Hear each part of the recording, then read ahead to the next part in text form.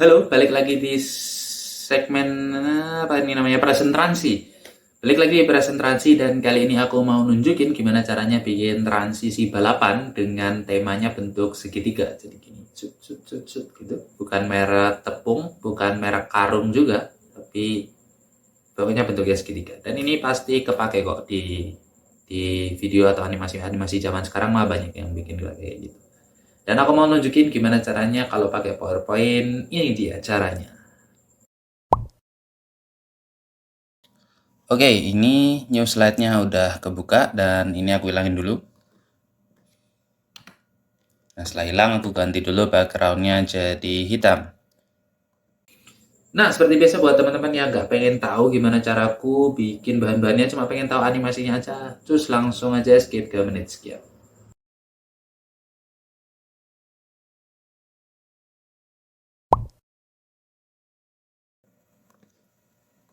Nah, transisi kali ini adalah transisi balapan tapi bentuknya segitiga. Caranya gampang banget, tinggal kita zoom out dulu. Sekarang kita bikin objek bentuk segitiga yang lebih besar daripada si kanvas. Ini tinggal dibesarin. Ini udah kebesaran sih sebenarnya, tapi nggak apa-apa. Ini align center aja. Terus kalau udah, sekarang ini tinggal kita sesuaiin aja warnanya. Aku ganti dulu warnanya jadi orange, terus no fill, no outline. Terus sekarang tinggal copy paste, ganti warnanya ke orange yang lebih muda, paste lagi ke orange yang mendekati kuning, paste lagi ke yang emang warna kuning. Oke, terus ini kita arrange, tapi di sini kita align to selected object. Kita align left and top aja enaknya. Oke, sekarang udah beres bahannya, sekarang tinggal kita animasiin aja. Nah, buat animasinya gampang banget, tinggal kita blok semuanya.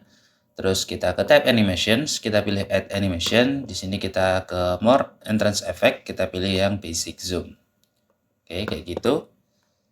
Terus ini kita ke animation pane, kita buka. Terus di sini kita bikin width previous untuk durasinya 1 detik. Terus di sini kita ganti delay-nya ke 0,25 untuk yang pertama, berikutnya 0,45 dan berikutnya lagi adalah 0,6. Terus tinggal kita play all untuk lihat kayak apa hasilnya. Play all.